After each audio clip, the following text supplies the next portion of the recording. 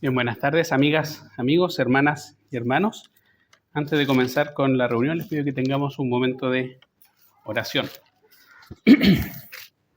Señor Dios bendito, Padre Santo, queremos implorar tu presencia en esta tarde para que tú seas iluminando nuestro entendimiento, Señor, dándonos la capacidad de que nuestro corazón sea asimilando tu palabra, Señor, que ésta pueda ser impactando nuestra mente, Señor, y nuestra capacidad de hacerla por obra, Señor. Ayúdanos en esto, ayúdanos a que podamos salir edificados en esta tarde, Señor, y que tu Espíritu se mueva con libertad en medio de nosotros, Señor. Todas estas cosas las pedimos en el nombre del Señor Jesús. Amén. Amén.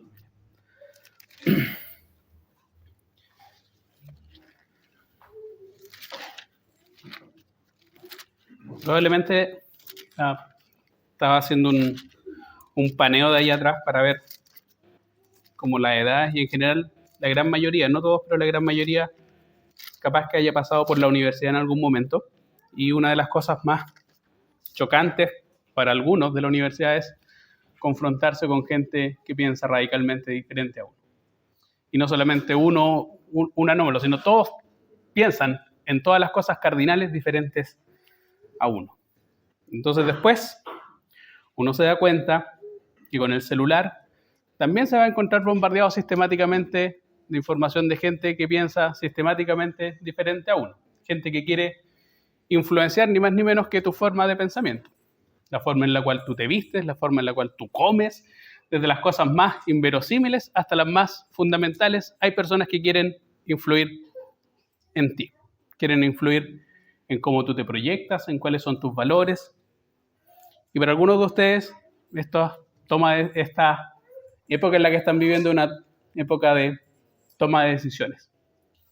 Quiero decir con esto lo siguiente: a medida que ustedes vayan creciendo, y uno que está más viejo lo sabe, a medida que el espacio de autonomía respecto a sus padres va creciendo, el nivel de complejidad de las decisiones que toman crece también de manera proporcional. Y la vida va a consistir de aquí en adelante en eso.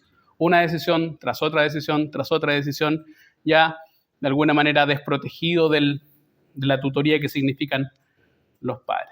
Digo esto porque quiero centrarme en las 3 reuniones que tengo por delante, en cómo la Biblia nos ayuda a estructurar la forma en la cual pensamos y obramos. Este va a ser el tema de mi mensaje en particular. Es decir, si estamos inundados de personas que piensan de manera radicalmente diferente a nosotros, si con nuestros celulares somos capaces de consumir información día tras día, las 24, un bombardeo sistemático de personas que dicen: yo quiero que tú hagas esto, que creas en aquello, que te vistas de cierta manera, que escuches tal tipo de música, que te alimentes de esta manera, que hagas este tipo de deporte, etcétera, etcétera, así, sin parar, salvo que se le acabe la batería o se le acabe el plan de datos. ¿Cómo usted filtra esa cantidad, ese caudal de información? ¿Qué tipo de herramientas tienes tú para filtrar esa información, asumiendo que esa información que se aloja en tu cerebro después se traduce en hábitos y en acciones? Y esas acciones tienen consecuencias en el corto, en el mediano y en el largo plazo. Algunas que son irremediables por lo demás. Y la Biblia, no es sorpresa, por eso estamos en una reunión de jóvenes cristianas, tiene una respuesta, tiene una herramienta, tiene un insumo, y ese insumo se llama discernimiento. Esa es la palabra clave sobre la cual quiero que me acompañen a reflexionar en esta tarde, sobre discernimiento. ¿Qué es esto del discernimiento? ¿En qué consiste, bajo la lógica bíblica, el discernimiento? Dale nomás, Alexander. A mí me gusta esa imagen porque para mí eso representa mucho de lo que es, en lo que consiste la vida. No es tal como los pequeñitos que el papá los va orientando. Ustedes lo pueden haber visto ahí atrás. El papá le dice hacia dónde debe dirigirse. En algún momento no va a estar la tutela del padre y ustedes se van a encontrar frente a múltiples bifurcaciones que van a llevar muchas veces a destinos inexactos. ¿Cómo ustedes pueden entonces escoger? Habíamos cantado, y ese coro lo pedí yo: enséñame a vivir el hoy de tal manera que mañana no tenga que reprocharme del ayer. ¿A qué apelan ustedes para tomar decisiones? ¿Cuáles son las herramientas que ustedes tienen para tomar decisiones? La Biblia tiene sus herramientas, y esto es lo que quiero explicar, pero el mundo también tiene otras. Este fue un mapeo de cosas que hice. Por ejemplo, ustedes pueden ver, tal vez ya son muy jóvenes, el ejemplo está muy viejo, Pero Kenita Larraín, que pasó de celebridad de modelo ahora es numeróloga, y por lo tanto ella insiste, y con bastante convicción lo da a entender, que el día en que tú naciste determina tus hechos, y si quisieras orientarte para tomar decisiones, deberías consultarlo a los astros, porque el universo de alguna manera te susurra qué es lo que debes hacer con tu vida. Otros te dirán, más pachamámicos si se quiere, si me perdonan la expresión, en tus vibraciones o en tu intuición, en tu instinto. Sigue tu instinto y él te dirá cuál es el camino adecuado. Otros, y eso me interesa mucho, pueden radicar que en estricto rigor no habría que acudir a ninguna fuente externa a ti mismo para consultar por sabiduría. No existiría algo así como Dios, porque tú mismo eres tu fuente de inspiración y de sabiduría eterna. Tú eres Dios. Y por lo tanto, como tú eres Dios, tú determinas aquello que es bueno, aquello que es incorrecto, lo que es verdadero y aquello que es falso.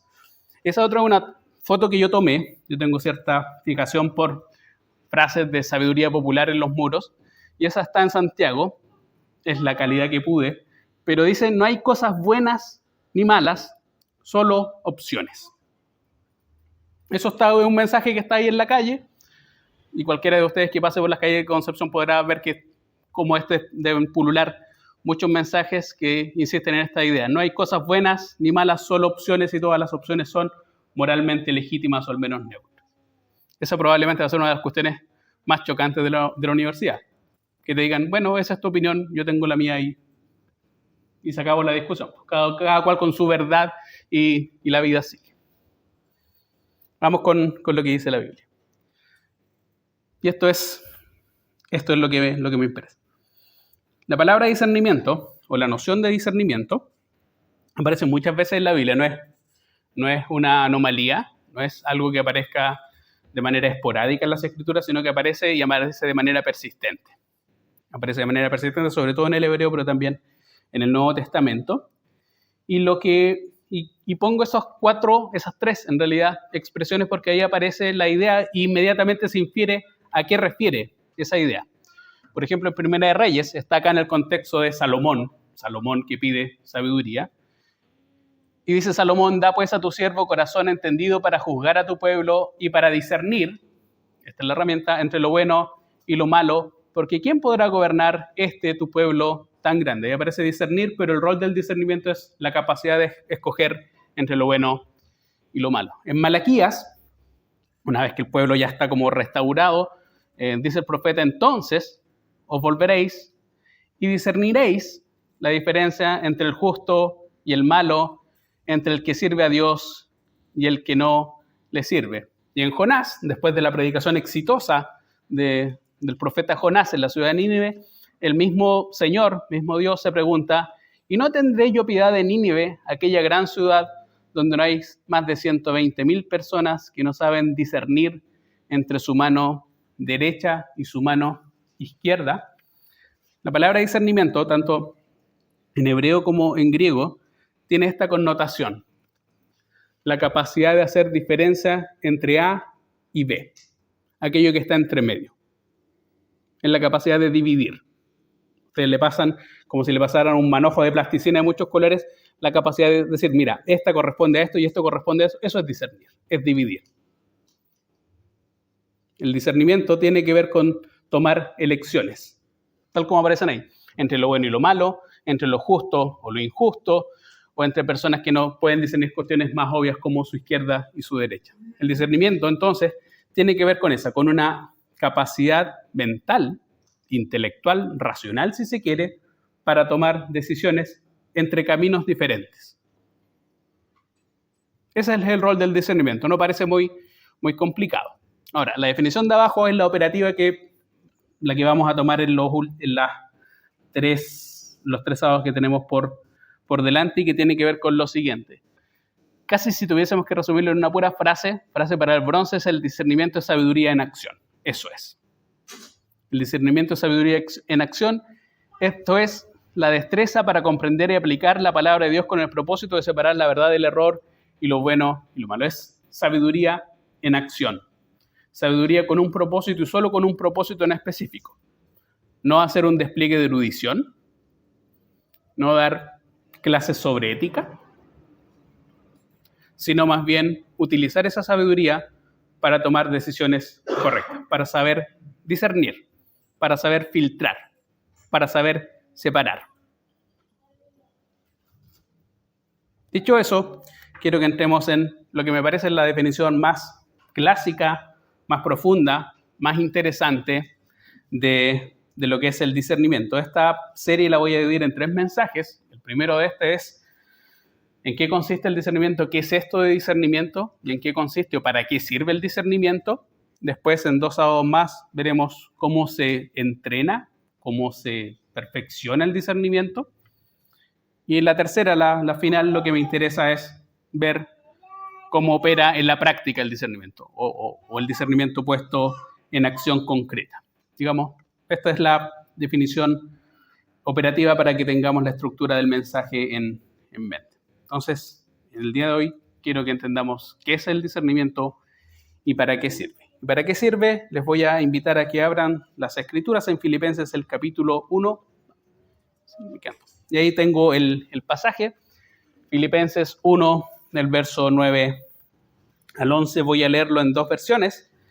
Este es Pablo. Pablo, probablemente la mayoría de los eruditos cree que esta es una de las cartas de prisión, probablemente aprisionado en Éfeso, y le escribe esta carta a sus hermanos en Filipos, una iglesia particularmente cercana o querida para ellos. Y en esta oración de intercesión, donde Pablo no pide para cosas para sí, sino pide por los creyentes en Filipos, pide lo siguiente, y esta oración es particularmente interesante porque, si se fijan, pide por discernimiento explícitamente. Y esto pide en oración que vuestro amor abunde aún más y más en ciencia y en todo conocimiento, para que aprobéis lo mejor, a fin de que seáis sinceros e irreprensibles en el día de Cristo, llenos de frutos de justicia, que son por medio de Jesucristo para gloria y alabanza de Dios. Y la Nueva Versión Internacional lo dice así: y esto es lo que pido en oración, que el amor de ustedes abunde cada vez más en conocimiento y en buen juicio, para que disciernan lo que es mejor y sean puros e irreprochables para el día de Cristo, llenos del fruto de justicia que se produce por medio de Jesucristo para gloria y alabanza de Dios.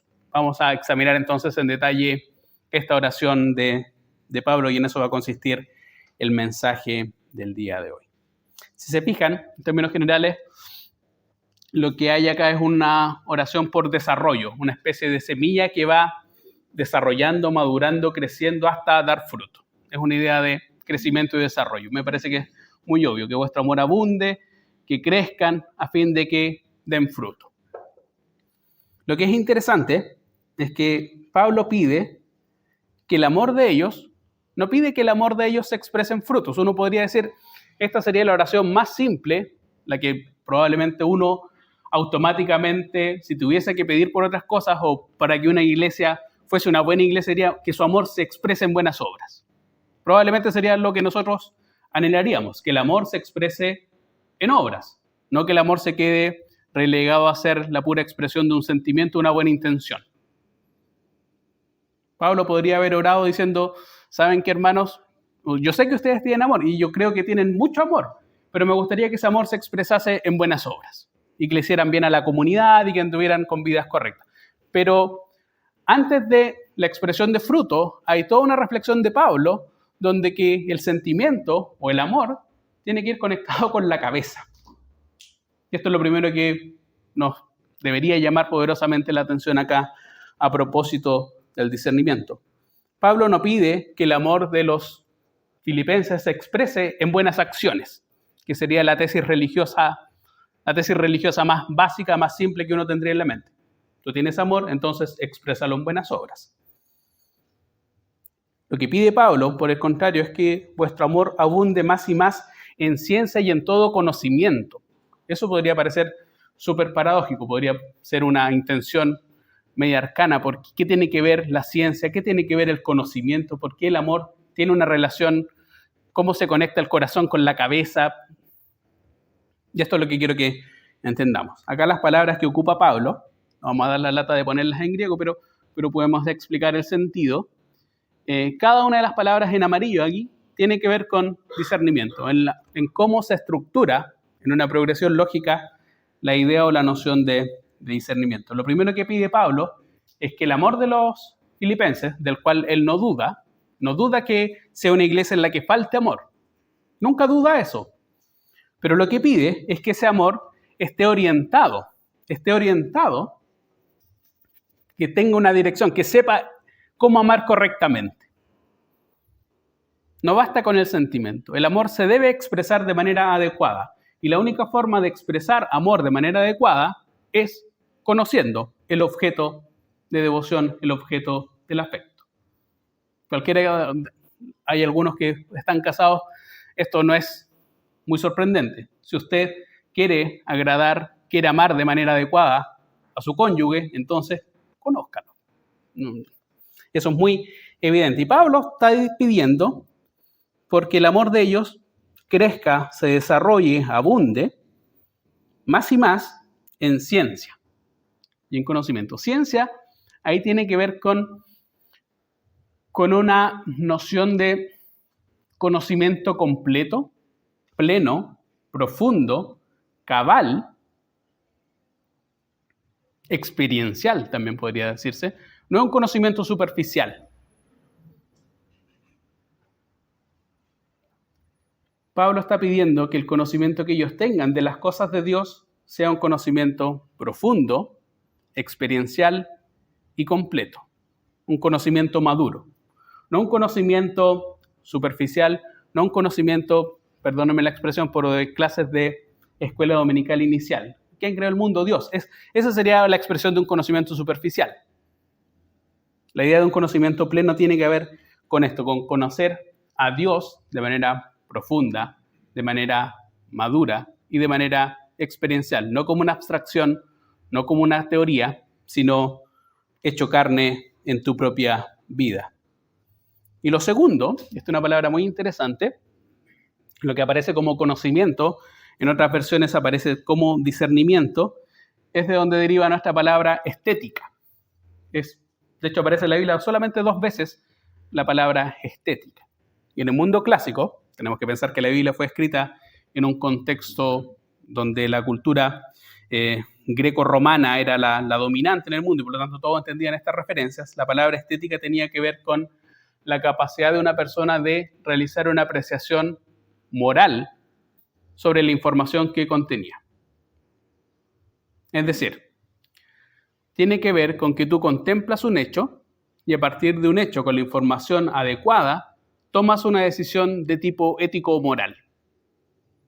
Nosotros pensamos que la estética es, oh, qué lindo el cuadro, qué bonita la música, y eso sería estética. No, o qué bonita tu ropa. Estética tiene que ver con una apreciación moral de la información y del conocimiento que tú tienes. Entonces Pablo lo que está pidiendo acá es la concatenación de 2 cosas. De que el conocimiento que tú tienes en tu cabeza te sirva para tomar decisiones o evaluaciones de tipo moral. Es distinto de almacenar información teológica en tu cabeza, que no está mal. Pero acá la oración de Pablo no es un conocimiento teológico de Dios, es parte de su oración, es conocimiento teológico, pero no está pidiendo para que la iglesia de Filipos se transforme en una academia de teología. No está pidiendo para que solamente les crezca la cabeza, que sean eruditos y que estén llenos de pergaminos y pergaminos, porque el libro no existía en ese momento, pero pergaminos. Sino que les pide que ese conocimiento les sirva para llevar a cabo realizaciones o evaluaciones de tipo moral, con el propósito a fin de que el versículo 10 es mi favorito, probablemente uno de mis favoritos de la Biblia, para que disciernan lo que es mejor. Acá dice, para que aprobéis lo mejor. Y la palabra aprobar tiene que ver con lo siguiente, con cómo usted somete a prueba o testea algo, para saber si ese algo que está sometiendo a examen o prueba vale la pena o no. Si usted es joyero y alguien le quiere pasar un aro o un anillo por oro, hay métodos relativamente sencillos y fáciles para saber si es oro o no es oro. Si usted es cajero y alguien le quiere meter un billete falso, usted sabe inmediatamente que hay unas maquinitas con luz ultravioleta. Si usted es profesor y quiere que alguien se titule, lo que va a hacer es lo va a someter a una comisión para que dé un examen, para ver si vale la pena o no, si se merece o no el título o no. Vivimos realizando exámenes para saber si las cosas están bien o están mal. Y la idea es que ese conocimiento teológico sobre Dios, un conocimiento profundo de Dios, que te sirve para realizar evaluaciones de tipo moral, te sirvan para testear las cosas que te rodean. Piensa lo siguiente, es como si de alguna manera estuviese rodeado de voces, de un montón de murmullos. Piensen en este ruido de las redes sociales. Las personas expertas en comunicación dicen que lo que abunda ahí no es tanto como información, sino como ruido. Estás bombardeado de información. El bombardeo de información equivale a ruido. No escuchas nada porque escuchas demasiadas cosas. Entonces estás permanentemente bombardeado y sujeto a la presión de gente que quiere inducirte en cómo pensar, en cómo razonar.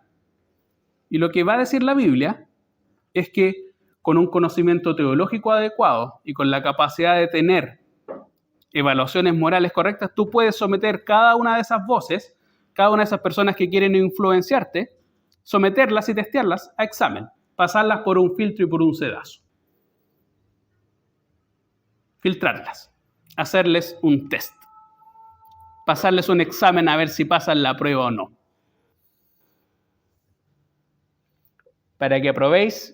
Y la última frase es interesante porque tiene una raíz similar a discernimiento, para que aprueben lo mejor. Lo mejor literalmente es aquellas cosas que son por esencia y por naturaleza diferentes, aquellas cosas que difieren, aquellas cosas que no son iguales. No sé si pueden entender esta dimensión. Por más que una persona te diga que todas las opiniones valen lo mismo, esa será tu opinión, y esta será tu opinión, y por lo tanto hay una especie de equivalencia, donde todas pesan exactamente lo mismo. La cualidad del discernimiento cristiano es todo lo contrario, es decir, saber cuáles son las que difieren en un sentido de una cualidad mejor. No todas valen lo mismo. Hay cosas que son más importantes, más prioritarias, más urgentes, más sensatas, más racionales, más fructíferas que otras. Esa es la naturaleza del discernimiento bíblico. Es un entrenamiento que tú tienes, es como un olfato que tú tienes. Después vamos a hablar en la próxima reunión de la idea del discernimiento como don. Pero piensen lo siguiente, si tuviésemos que, siguiendo la metáfora de Pablo, de que cada don puede ser asimilado a una parte del cuerpo, uno podría decir, y yo me atrevería a decir, que lo que más se asemeja al discernimiento es el olfato. Y el olfato, ustedes saben que está antes de la boca exactamente para cumplir esa función, del primer filtro que alguien tiene. Los cocineros, y yo me precio de cocinar, yo soy el cocinero de la casa, sabe que si algo huele bien, no puede saber mal. Si algo huele bien, sabe bien. Esa es la receta número 1. Y si algo que huele mal, por razones obvias, tendría que ser un milagro para que sepa bien. Una cosa que huele mal, por naturaleza tiene que ser mal. Entonces, está descompuesto, está agrio, está vencido, está rancio, entonces usted no se lo come, porque para eso tiene ese primer filtro. Si me permiten extremar la metáfora y la analogía, el discernimiento es como eso. Es aquello que te impide, cual un bebé, que no tienen filtro, que se echen cualquier cosa que pillan a la boca. Tú no puedes ser así. Tú no puedes ser así. No todas las opiniones valen lo mismo. No todas las cosas son exactamente iguales o prioritarias. No todas te van a beneficiar espiritualmente de la misma forma. No todas te van a hacer crecer. No todas las cosas te van a hacer madurar. No todas las cosas pueden ser correctas, adecuadas en el mismo sentido y en el mismo tiempo. Hay cosas que son contradictorias, hay cosas que se excluyen. Y sin embargo, si tú te echas toda esa información a la boca, sin filtrar, después vas a ver la cosecha, porque esto es lo que es interesante del discernimiento. Pablo va a decir al final que lo que tú haces Lo que tú piensas más bien se expresa en acciones. Esta no es una disertación más bien abstracta sobre la importancia de razonar bien. Lo que es urgente, y por eso Pablo pide a esa iglesia, es que lo que ustedes hacen dice mucho de cómo ustedes piensan. Y esto es muy importante. Usted no puede, así como Pablo está diciendo, tú no puedes disociar tu corazón de tu mente. Vamos a leer más adelante los versículos 11 en adelante, no, quiero dejarlo ahí nomás. Y el 11 en adelante va a decir, tampoco tú puedes disociar tus actos de aquello que tú piensas.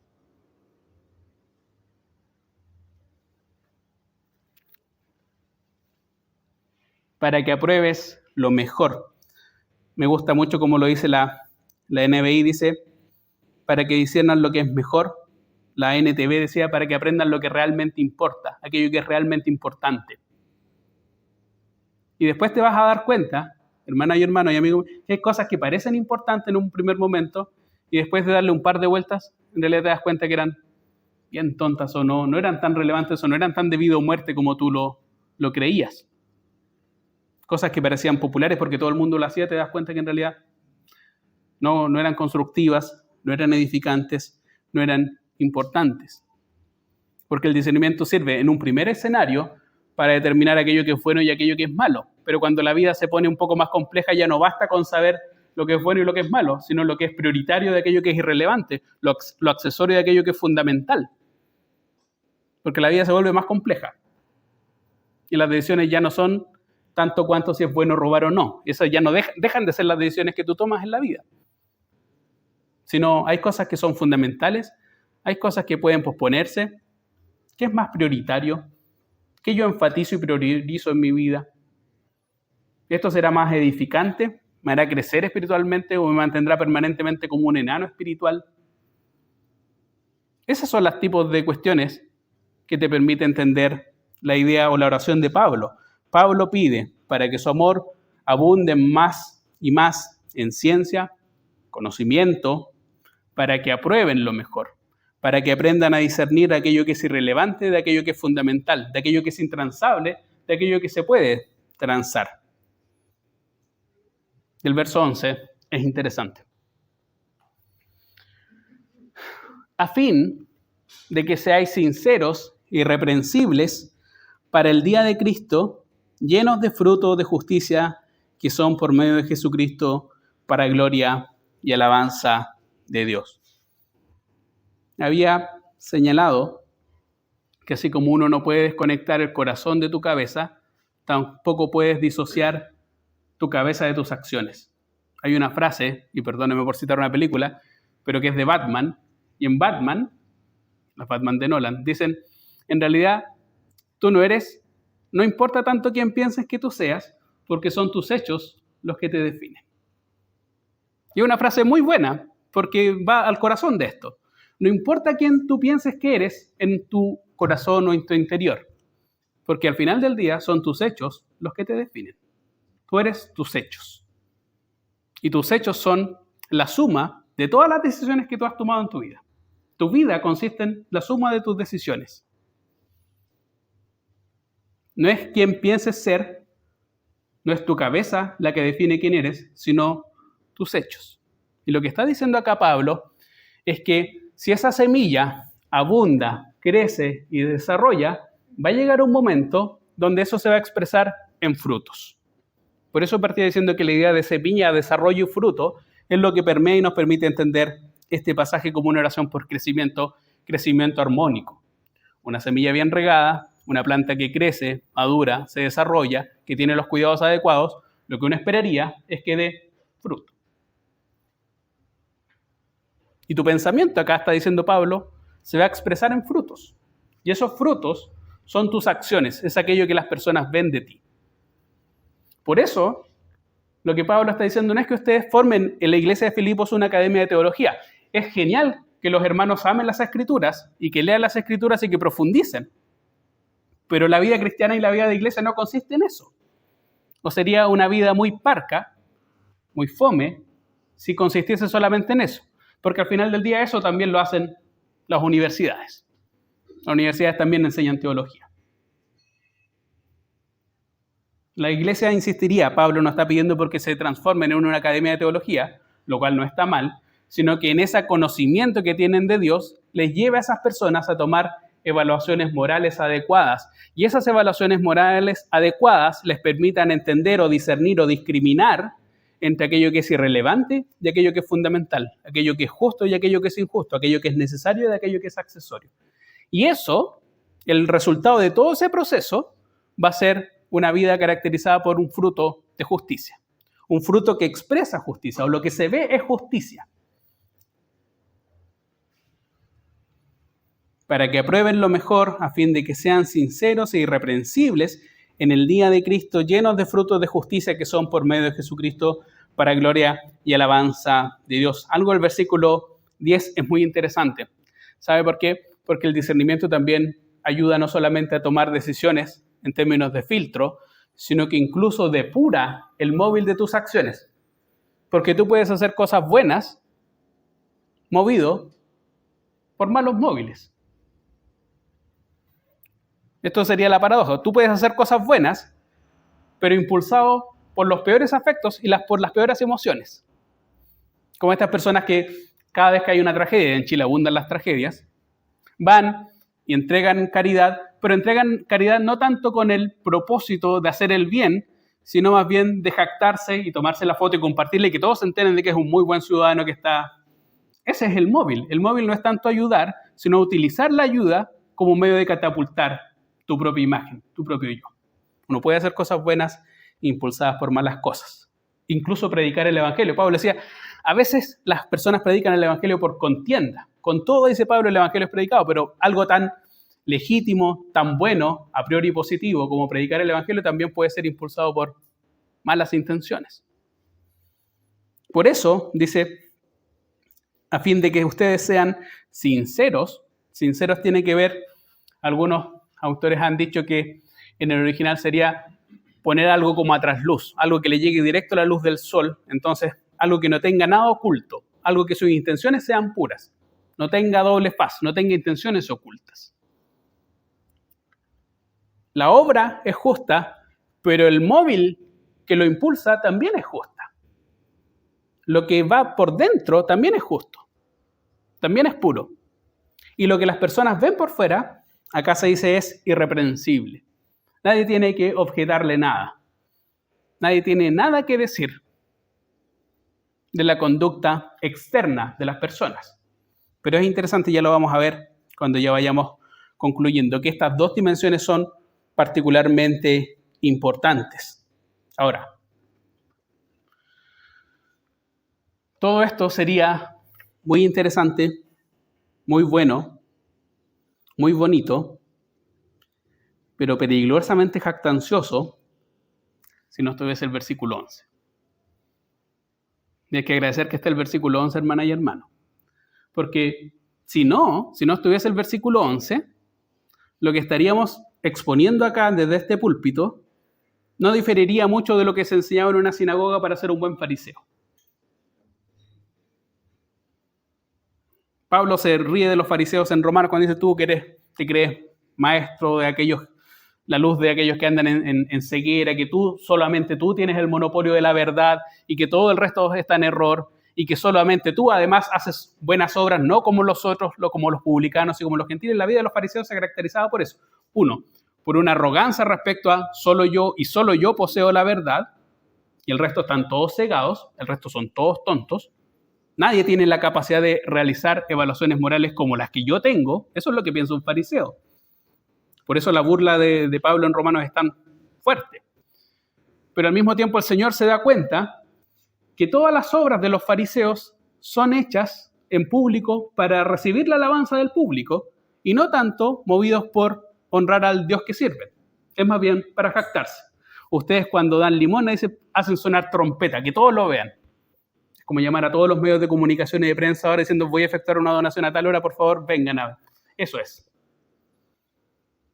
Un fariseo hace eso. Un fariseo cree que todos los demás están en el error, que solo él tiene el monopolio de la verdad y por lo tanto es el único capaz de efectuar juicios morales entre lo bueno y lo malo. Están todos cegados por las tinieblas de la ignorancia. Y además cree que solamente su conducta es intachable e irreprochable. Y para evitar eso, para evitar que incurramos en eso, en volver al discernimiento como una especie de ídolo que nos ciegue, que nos hace creernos mejor que el vecino, tenemos el versículo 11. Llenos de fruto de justicia, que son por medio de Jesucristo, la NBI dice llenos del fruto de justicia que se produce por medio de Jesucristo y para gloria y alabanza de Dios. Un móvil y un propósito distinto.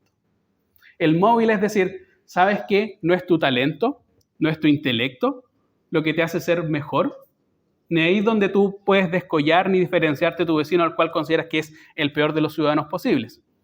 Lo que tú haces es en realidad es por medio de Jesucristo. Todo ese conocimiento que tú tienes, esa evaluación moral que tú tienes, lo vamos a ver después, uno, es por fruto del Espíritu, es porque has nacido de nuevo y tienes una mente renovada, solamente por eso puedes establecer este tipo de juicios. Si no, seríamos ciegos dando palos de ciego, porque están todos en tinieblas y cada uno piensa que puede ver algo de luz. No, solamente puedes efectuar este juicio porque eres dueño y poseedor de una mente renovada, porque Dios ha sacado tu corazón y tu entendimiento de las tinieblas. Eso lo vamos a ver el próximo sábado. Y por lo tanto, esa facultad te es dada por medio de Jesucristo. La fuerza y la capacidad no son tuyas. No es tu intelecto, no es que tú seas más inteligente, no es que hayas aprobado ética con honores. Es por medio de Jesucristo.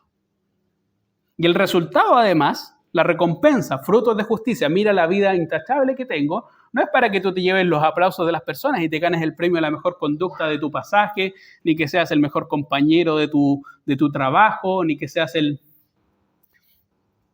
dato friki, pero en 1823 había un constitucionalista en Chile que se llamaba Juan Egaña. Y Juan Egaña, que había hecho una constitución muy larga, pensaba que la mejor forma de crear buenos ciudadanos era establecer un día al año donde se premiaran a los mejores ciudadanos dándoles una recompensa, una medalla de buen ciudadano. El mejor padre, el mejor alumno, el mejor juez, el mejor empleado público, el mejor hijo, el más obediente. Entonces todos esos ciudadanos iban a subir a un proscenio en la Plaza de Armas de Santiago, iban a recibir su medalla, un título, iba a aparecer en los diarios y entonces las personas dirían, yo quiero ser como él, me voy a esforzar para ser como él. Benemérito de la patria en grado heroico era el título. Y por lo tanto la gloria es para aquel ciudadano promedio que se eleva por sobre el promedio, que es fantástico y que todos quieren ser como él. Pero acá dice Pablo, en el versículo 11, que cuando tú efectúas este tipo de razonamiento que te permite discernir, te permite filtrar, por supuesto tú vas a disfrutar, tú vas a ser el primero que se va a ver recompensado por tomar decisiones correctas, adecuadas. Sí, ya tienes tu recompensa en una vida que se va a caracterizar por, habíamos dicho, tu vida es la suma de tus decisiones. Si tú tomas decisiones adecuadas, tú vas a ser el primer beneficiado en eso. Pero la gloria no te la vas a llevar tú, como pensaba que era lo correcto Juan Egaña en 1823, sino para gloria y alabanza de Dios. Entonces ya dejamos con el versículo 11 de ser fariseos. Ya dejamos de ser fariseos porque sabemos que si llegamos a tomar decisiones moralmente adecuadas que se expresan en obras justas, no es por nuestras propias capacidades, sino es por medio de Jesús, ni es tampoco para nosotros llevarnos los aplausos, sino más bien para gloria y honra de Dios. Y con eso tenemos inmediatamente una cortapisa, un paliativo, una vacuna contra la tentación del fariseísmo. Y vamos con la última. Gracias. Para resumir y para ir finalizando. ¿Para qué sirve entonces el discernimiento? Ya lo hemos dicho, conecta lo que tú piensas con lo que tú haces. Había una frase que me gustaba mucho, me gustaba tanto que hasta la olvidé, pero era algo así como, siembra un pensamiento y generarás una acción. Cultiva esa acción y generarás un hábito, y cultiva ese hábito y generarás un destino. Es como eso. Un pensamiento deriva en una acción, una acción que se repite muchas veces construye un hábito, y si ese hábito permanece en el tiempo, va a determinar tu destino. Es exactamente esto. Hermana y hermano, tu cabeza no está desconectada. Tal como Pablo dice, tu corazón no puede estar desconectado de tu cabeza, pero tu cabeza tampoco está desconectada por lo que tú haces, porque tú eres la suma de tus acciones. Y tus acciones las determinan los pensamientos que tú albergas. Insistiría, no eres quien tú pienses que eres en tu fuero interno, sino lo que tú haces. Y Pablo dice, si tú quieres hacer las cosas bien, entonces aprende a tomar buenas decisiones, aprende a tomar decisiones sensatas. Sensatas de acuerdo, no a lo que te dicen las personas o los influencers, sensatas de acuerdo a lo que te dice la Escritura. Esa es la barrera, ese es el filtro.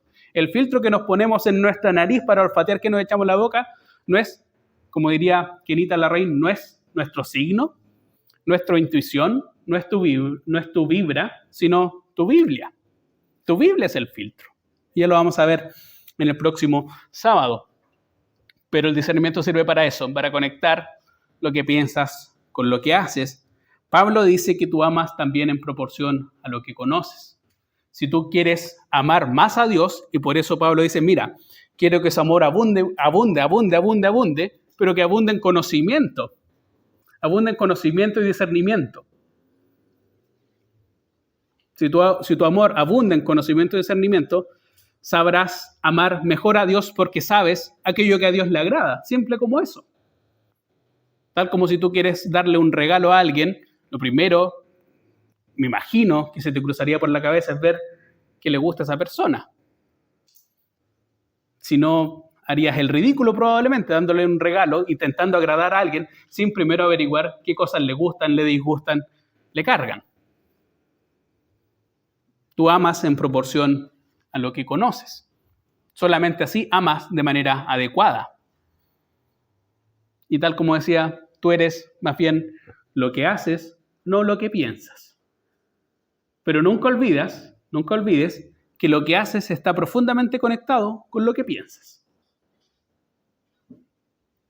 ¿Para qué más sirve el discernimiento?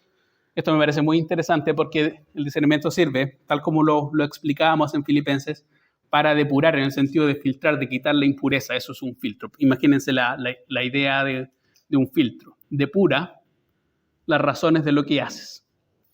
Habíamos dicho, filtra los móviles. Dice, te hace preguntarte por qué estoy haciendo lo que estoy haciendo. ¿Será movido por mi vanagloria, por mi orgullo, por mi jactancia, por deseo de revancha, por deseo de pisotear al del lado? Todas esas cosas pueden ser móviles para hacer cosas aparentemente buenas. Y eso es lo que Pablo está pidiendo acá, que el discernimiento te va a servir para ser puros, en el sentido de que no tengas ningún móvil perverso en tu corazón que se exprese en frutos de justicia. Pero al mismo tiempo, y esto me parece más interesante, te ayuda a poner también en perspectiva temporal, en la perspectiva temporal no solamente tuya, sino en la perspectiva temporal de Dios, la suma de tus decisiones. Por eso dice, para que probéis lo mejor, a fin de que seáis sinceros e irreprensibles para el día de Cristo. Eso es lo que dice el versículo 10. Tú sabes que tus acciones tienen ecos en la eternidad, tienen reverberaciones en la eternidad. Alexandro lo explicaba en la predicación. A veces pensamos que nuestra vida acá y se finaliza, se baja la cortina y hasta ahí nomás llegamos y buen día. Pero lo que hacemos acá tiene proyecciones en el más allá, tiene proyecciones en la eternidad. Y uno a veces toma acá decisiones en el largo plazo. Comprarse una casa, lo van a ver ustedes en algún momento, ojalá, es una decisión de largo plazo. Uno no se compra una casa pensando en de aquí al fin de semana, uno se compra proyectándose a 10 años, 15 años, 20 años, 30 años, 40 años. Es una decisión de largo plazo. Y Pablo dice acá que la suma de tus decisiones deben ser puestas a la luz del día de Cristo, a la luz de la eternidad. Esa es la perspectiva temporal que una mente entrenada en el discernimiento espiritual piensa. No piensa en tu gratificación inmediata. Hay una escuela ética que insistiría en eso. ¿Qué es lo bueno? Bueno, algunos dirían lo que es más popular, lo que es más útil, o aquello que te produzca mayor satisfacción, más gratificación aquí y ahora. Si te gusta, si te encanta, si te da más gratificación, está bien. Satisfacción inmediata, aquí y ahora.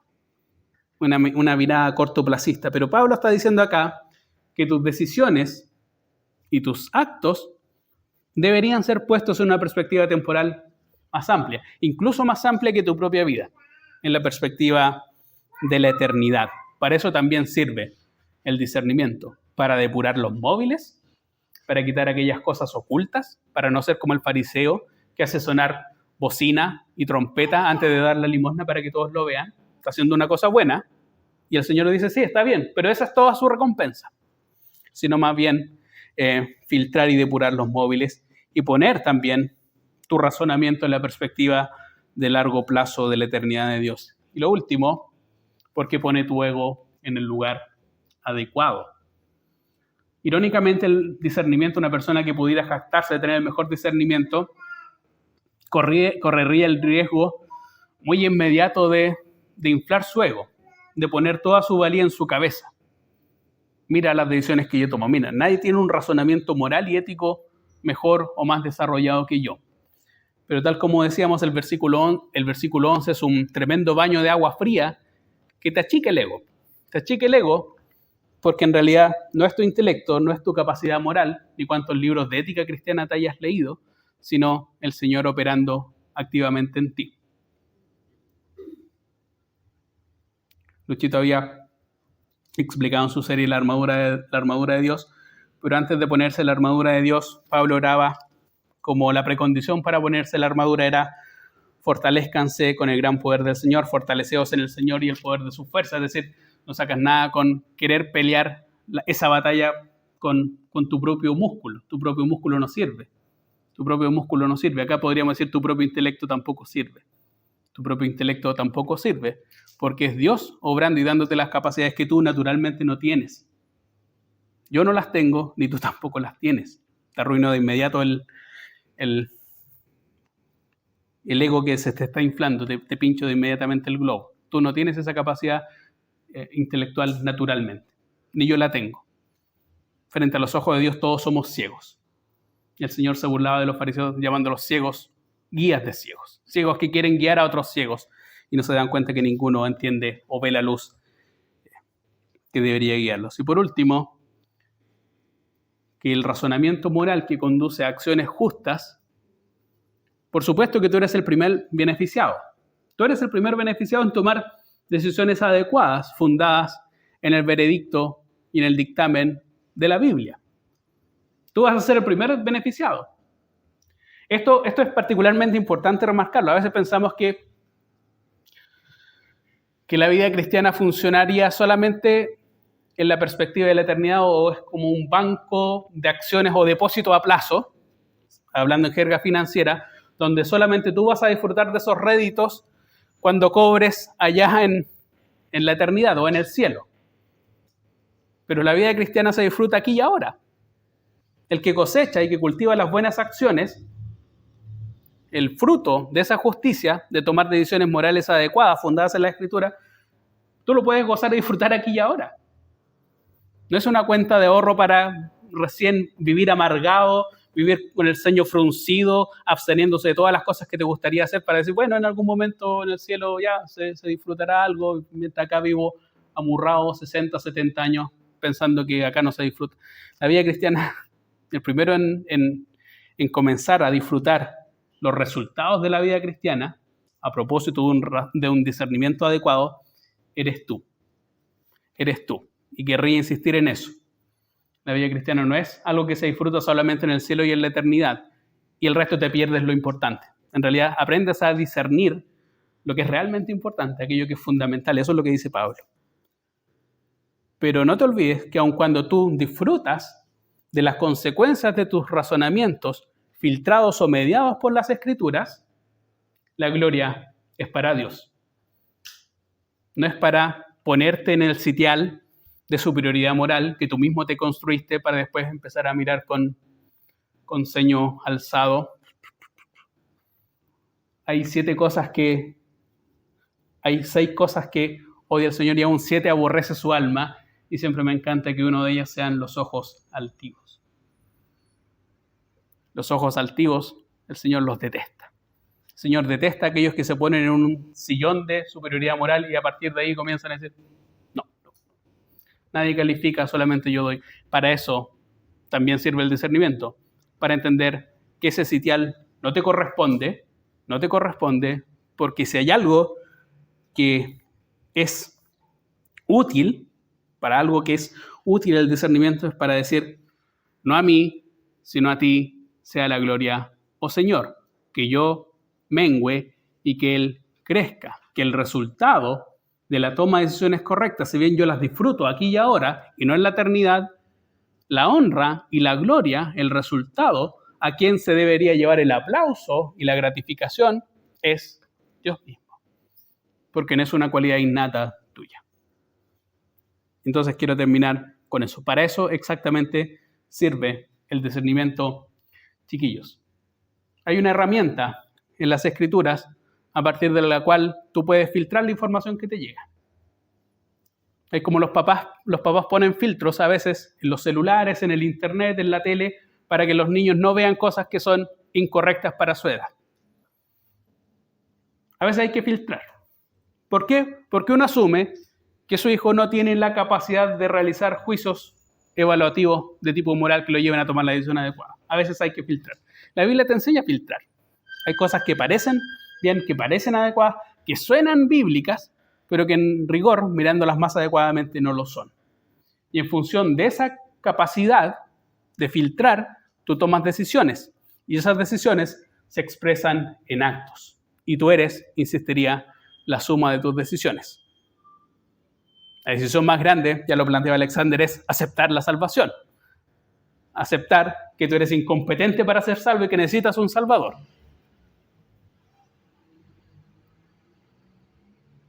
Próximo sábado, en 2 sábados más, quiero ver cómo se perfecciona el discernimiento.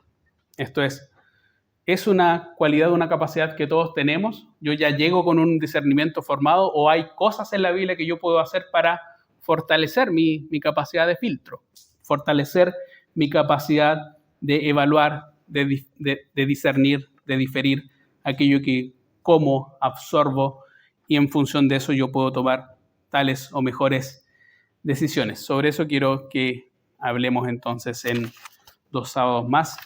Que el Señor nos ayude en esta semana, en estas 2 semanas, a tomar buenas decisiones, a saber filtrar de mejor manera qué voces estamos escuchando, cuáles tienen primacía, qué voces estamos dejando que griten más en primer plano y tienen en sordina la voz de Dios y tenemos nuestra Biblia ahí en sordina y tenemos otras gritándonos con megáfono, haz esto, piensa en esto, anhela esto, desea esto. Que el Señor nos ayude entonces a ser más criteriosos y juiciosos en estas 2 semanas. Oremos para terminar. Padre Santo, Dios bendito, te queremos agradecer, Señor, por la obra inmensa de la salvación. La obra inmensa de la salvación no se agota en la cruz, Señor. Si se hubiese agotado en la cruz sería suficiente para agradecerte por la eternidad, por habernos salvado, Señor, a nosotros, pobres criaturas incompetentes, Señor. Pero te agradecemos también porque ya vivificado nuestros espíritus, Señor, y renovado nuestras mentes, tú nos enseñas y anhelas enseñarnos, Señor, a que pensemos y razonemos mejor. Tú anhelas que en nuestras vidas den frutos de justicia y allí ayúdanos, Señor, a hacer las cosas necesarias para que nuestras vidas te agraden, para que nuestras vidas lleven frutos de justicia que sean para gloria de Dios, Señor. Ayúdanos en el tiempo que disponemos acá en la tierra, Señor, a aumentar nuestro conocimiento de ti, a aprender a conocerte más en profundidad, en mayor intensidad, de forma más experiencial, Señor. Ayúdanos a afinar nuestro razonamiento moral. Ayúdanos a aprender aquello que realmente importa, Señor, aquello que es fundamental, aquello que es esencial, aquello que no perece, aquello que no desaparece, Señor, aquello que es eterno. Ayúdanos, Padre, a razonar de esta manera para que nuestras vidas te honren, Señor, para que nosotros también seamos beneficiados por estas decisiones que tomemos a la luz de las Escrituras. Guarda a todos los que estamos acá, Señor. Ayúdanos en cada uno de nuestros dilemas, nuestros desafíos, Señor, nuestras tristezas, nuestros problemas, nuestras angustias y también nuestras alegrías, Señor. Ayúdanos a vivir vidas adecuadas que te honran, Señor. Ayúdanos también, Señor, a que tu Espíritu se mueva entre nosotros y que podamos crecer en la gracia y el conocimiento tuyo. Guárdanos en el retorno a nuestros hogares y esto lo pedimos en el nombre santo y bendito del Señor Jesús. Amén.